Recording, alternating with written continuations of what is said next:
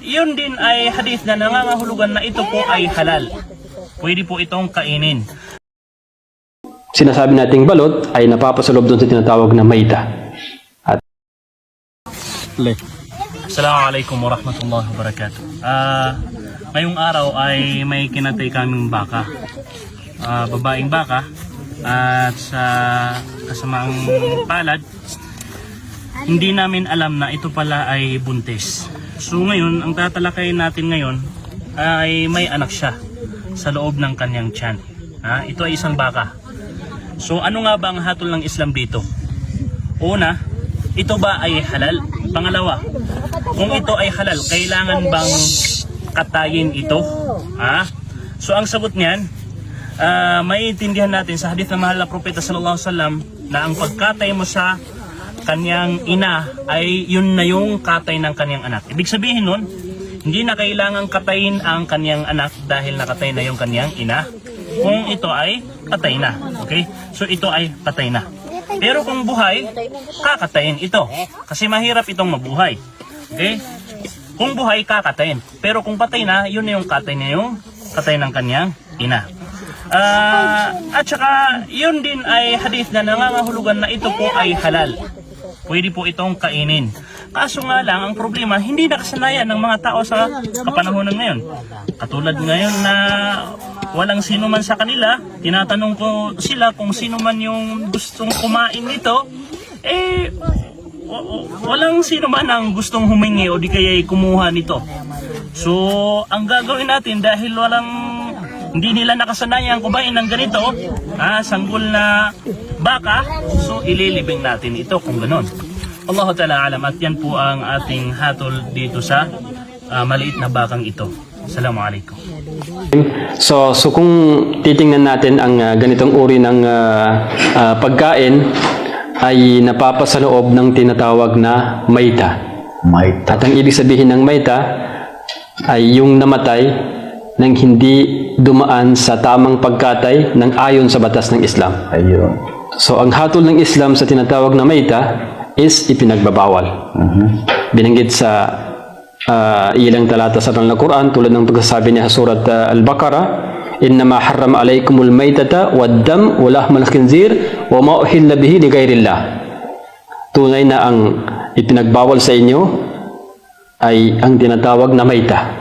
Yun na nga ang hindi nakatay ng ayon sa pamamaraan ng batas ng Islam. Kasamang binanggit yung tinatawag na dugo. At saka ang karni ng baboy at ang lahat ng uri ng inialay liban kay Allah subhanahu wa ta'ala. So ayon sa talatang ito, malinaw na ang balot o yung one day old chick ay napapaloob sa tinatawag na maita. So dahil dito sinasabi natin na ito'y hindi pwedeng kainin sapagkat malinaw ang pagbibigay ng banal na Quran sa talatang nagsasabing ito ay pinagbabawal dahil napapasaloob sa tinatawag na maita.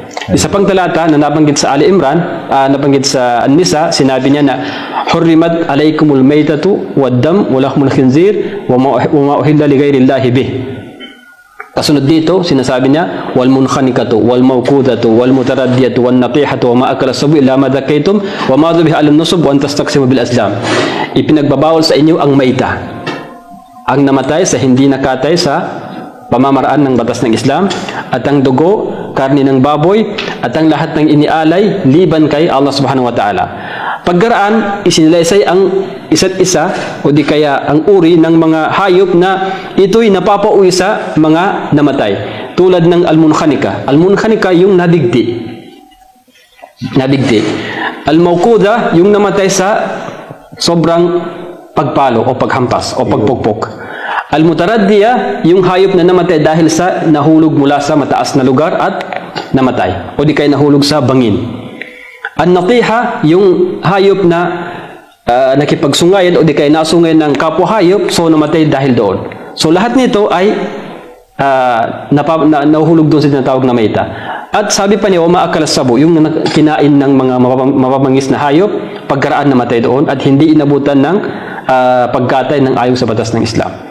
So dahil dito makikita natin na itong sinasabi nating balot ay napapasalob doon sa tinatawag na maita. At ito'y malinaw na ipinagbabawal ng batas ng Islam. Kaya po sa sino mang nagtanong nito, ay maaaring iwanan natin dahil malinaw ang pagkasabi sa banal na Quran na ito'y ipinagbabawal. Sa puntong yan, Doktor, maraming mga malulungkot na mga kababayan natin, ano? Kasi paboritong-paborito nila ang pagkain ng balot, no? At saka yung one-day-old chick.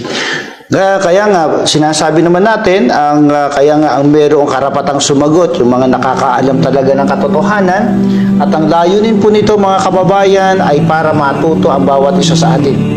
Kaya nga kung mayroong katanungan, kinakailangang itanong sa mga nakakaalam.